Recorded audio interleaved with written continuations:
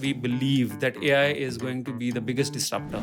It can tell you in minutes, in seconds, what actually on ground is happening to your brand. How are conversations evolving? How are consumers responding? Every time something changes in the crisis, so there's a Facebook post which goes up, there is a story which appears in the leading media, then there are some conversations which are happening on Twitter around you. And how do you actually respond to that? That's where I think we believe there are more and more use cases for AI which we can actually deploy in our business and learn more out of that. Pick the power users, people who actually were already doing the BYO AI, which is bring your own AI to work, right? Right. Okay, So we that's said, an interesting term. I hadn't heard yeah, of so that. we said, who are the people who are already leveraging AI in some form or manner? So what we did was we got into a partnership with with Microsoft Copilot, and we brought in licenses for 25% of our workforce, and we actually gave it to those power users and said, adapt to this. But I think what I've realized is that, despite the fact that there are a lot of people who believe that AI is going to take away jobs, we still can't get the right people, right? It seems like there is a talent crunch in the industry, because the problem is we are not able to find the right people. And I think today, if the smart people in the industry are able to effectively leverage AI and it can help them break that career ceiling, I think we can get more out of those smart people.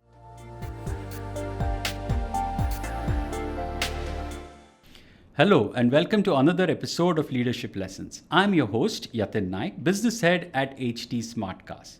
On today's episode, we are joined by Atul Sharma, CEO of Rudafin India and head of the Middle East. He is also the president of PRCAI. You all have been hearing what AI can do, but what we are going to discuss today is what AI shouldn't or can't do. Hi Atul, welcome to Leadership Lessons. Thank you so much for having me. It's really a pleasure and an honor. And I'm looking forward to some really interesting conversation over here today. Yeah, so Atul, you've been in the Comm and PR industry for over 2 decades now, right? And you've seen the industry evolve over this period of time. See, one of the recurring themes that I get when I speak to business leaders, experts, is how the times have changing, or what kind of unprecedented time that we are in. We had the COVID crisis, which was a big disruptor, and now we are seeing AI as a big disruptor for industry. And this particular series of episodes on leadership lessons, we are primarily focused on how AI is changing the leadership landscape. Okay, it's not just about what AI does; it's also about what AI shouldn't or can't do, right? And that's in that context, you coming from an industry which relies so much on trust, which relies so much on relationship. What role do you see for AI in, say, PR and brand communications?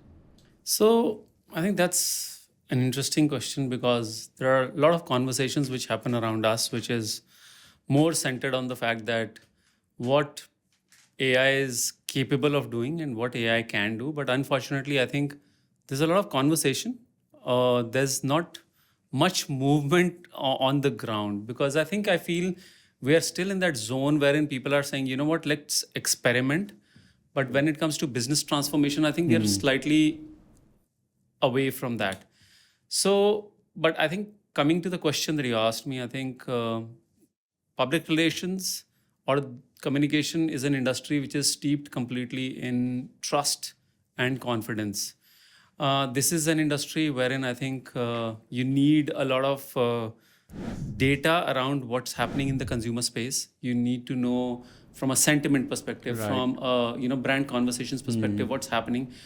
And if I look at AI and what AI can do with big data, how in seconds it can glean over like tons and tons of data and can tell you what exactly is happening with your brand, how are the brand conversation pivoting, are there any new elements emerging in your brand track.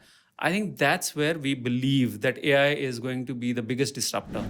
It can tell you in minutes, in seconds, what actually on ground is happening to your brand. How are conversations evolving? How are consumers responding?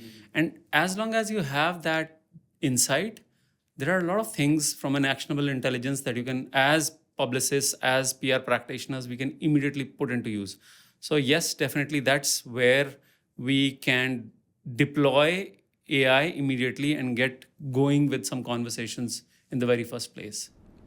Interesting. And so that leads me to another question. As you said, that you're seeing, you can anticipate or you can manage, conversations from the ground through AI tools.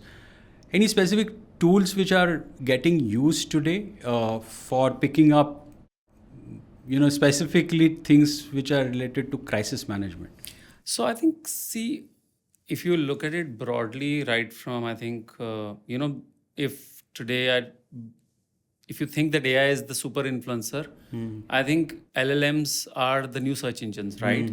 So taking into account, even if I look at broadly what are available tools, if I look at ChatGPT, if I look at Gemini, if I look at Cloud Opus, if I, just look at around you, Llama, Apple Intelligence, I think even if I go to these specific tools and start cleaning over what are the conversations which are happening on your brand, put in very specific prompts and get conversation out of that, I think there's a lot of crisis preparedness that you can actually do for your brands. In fact, interestingly, there is a proprietary tool that Rudolphin has called the Sonar, in which what we try and do is we come up with real life simulations. So, we expose you to what could happen to your brand and basically shrink an entire crisis which would run for weeks into one day which is packed of that. And how do you respond to that? So you actually have an engagement with AI on the other hand, which is giving you new nuances, every time something changes in the crisis. So there's a Facebook post which goes up, there is a story which appears in the leading media, then there are some conversations which are happening on Twitter around you. And how do you actually respond to that? That's where I think we believe there are more and more use cases for AI which we can actually deploy in our business and learn more out of that even before we start responding to crisis in the first place. Okay. And is there been any expectation, say, from your client side, of such tools to be used, especially in the PR front? Do you see any use cases coming up there? Well, it's a mixed bag. I can say that there are some tech forward industries, like Right, you right, have right. startups, you have defense, aviation, aerospace, some which want to definitely leverage, AI to the maximum possible extent. And then there are industries which are heavily regulated, banking, insurance, which don't even want to touch it with a barge pole. Right. So there's a mixed bag. But I think one of the use cases which we've definitely seen is that all brands around want to definitely use it for monitoring, for customer sentiment analysis, for any indication of any crisis which is happening in the earned media space or in the social media space. So I think there's an acceptability that yes, we want to leverage definitely AI for these spaces. I think when it comes to content generation, there's a lot of, I would say, resistance from brands saying, you know what, we don't want to be in spaces where there could be, IP issues or there could be plagiarism issues. So definitely, I think, we need to maintain that balance and we need to make sure that whether it is transparency, fairness, or whether it is misinformation, or whether it is just the authenticity of the information, as long as we manage that on these platforms, I feel more and more brands will jump onto the bandwagon and probably ask us to deploy more and more AI in the way we are trying to do communication. Right. And therefore, what are the red flags, orange flags, when it comes to AI deployment? I think and this is my personal belief, Right. and when you are engaging with AI, I think usually what you get is smart responses, you get efficient responses, but I think sometimes I feel that there is a lack of emotion on the other side. Those emotional nuances are missing. Sometimes, when I'm speaking to chatbots, after a point in time, while I can get those, pre-fed responses, but if I want something more nuanced, I think that's where the gap lies. And that's where I feel we need to do more. And I think more so at Rudolphin, what we've done is we've adopted a hybrid model. So there is automation for a lot of data which needs to be processed, and you can get some real actionable intelligent insights which you can deploy. but there has to be a layer of human intervention. Somebody who comes and says, okay, fine, this is what this data says. These are the insights, and let's act on these insights. So I think as long as we have that hybrid model between automation and human intervention, Right. I think that's where I feel magic will happen. Okay. And in general, what is your, whether Rudafin's approach to AI deployment has been? Do you guys encourage AI in your organization, or is there, generally we find in media organizations, right, AI is looked at with skepticism, okay, and at certain extent it is even dissuaded. So where do you guys stand on this? So there are two, I would say, facets to this. One is how, as an organization, we are taking on AI, and the second thing is how is it that we are working with our clients to help them adapt to the Right. AI integration curve, as we call it. Yeah.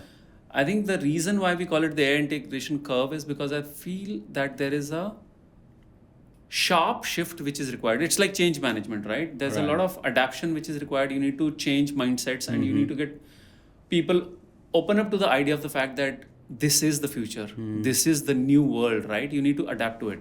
So one, starting at our own end, what we've done is we looked at AI as a strategy enabler, put out a vision for ourselves and said, you know what, we need to make sure that all our people know how to work on AI and leverage AI as we go along on this journey. After that, what we've done is, and this is a journey which started around 2 years back. After that, what we did was we picked up power users, people who actually were already doing the BYO AI, which is Okay. bring your own AI to work, right? Right. Okay, So we that's said, an interesting term. I hadn't heard yeah. of So that. we said, you know what? Who are the people who are already leveraging AI in some form or manner? So what we did was we got into a partnership with with Microsoft Copilot, and we brought in licenses for 25% of our workforce, and we actually gave it to those power users and said, you know what, adapt to this, evangelize this, talk to the rest of the 75% and make them aware of the fact that what are they missing out on. So it was essentially, these were those people who were smart, who said, you know what, I don't want to do menial repetitive tasks. Right. I will use my AI to do that, and I will keep my time more for creative, innovative things which I really enjoy. And then what we did was we brought in experts who are putting us through training sessions, workshops, which are more like, what is prompt engineering? How do you use AI to do data analysis? And those are workshops which happen at regular intervals. In fact, interestingly, we did something called the AI Digital Innovation Challenge. Okay. And as a Interesting. part of that, we came up with something like a closed loop AI simulation, which we are developing for Rudafin. And incidentally, the India team won that contest, and now we are off to like the way it's happening all over the world. Indians are taking over the entire AI conversation. So we did that, and that's the journey that we've done at our end. But what we are also doing, interestingly, we have this partnership with an interesting research firm called Ragan. Okay. So we came up with the fact that what are the things which are stopping internal communicators from adapting to AI. Right. So we have a proprietary tool called the RFAIO, which is the Artificial Intelligence Optimization. So it measures, your brand conversations on LLMs. How does LLM hallucinate when it comes to your brand? What is the affinity? What is the accuracy? What is the bias that LLMs have for you? And we are working with these internal communicators and external communicators to say, you know what, we can not only monitor what is the bias or how is the LLM basically tuned in to your brand, but also we can help to create remedies for that. So I think two things. One, open their minds up to the fact that deploy more and more AI and we'll help you in that journey. But second, once that journey is on, how is it that we can be effective partners in making that come alive? So I think we are a fairly progressive AI, company, which I think we are trying to do our bit to make sure that we are keeping pace with this technology, because I think we fundamentally believe that this is going to radically shape not only the future of this industry, but also the cost structures in the way this industry is going to evolve. Right. No, that's absolutely important point. So, are you seeing any results, whether positive, negative, anything coming across that, oh, this is working, this is not working? I think, I definitely see that the smart people are becoming smarter. So it's like, they are definitely leveraging it Oh, to. certainly, and also the quality of emails people write, right? Exactly. So I think sometimes, sometimes it's like, oh, this is really, really good and, so efficient. But I think what I've realized is that, despite the fact that there are a lot of people who believe that AI is going to take away jobs, we still can't get the right people, right? It seems like there is a talent crunch in the industry because the problem is we are not able to find the right people. And I think today, if the smart people in our industry are able to effectively leverage AI and it can help them break that career ceiling, I think we can get more out of those smart people and then we can bring more people into the workforce, which will change the game, the way this game is played. I also feel that all knowledge industries are going to change because I think there's a lot of, I think in every industry, there's a lot of repetitive tasks, right? We make a lot of these brand tracks, we make a lot of media reports, which is taking data dump and basically getting some insights out of it and putting into a report. For a PR professional at an entry level, I think close to 2 hours every day goes into that.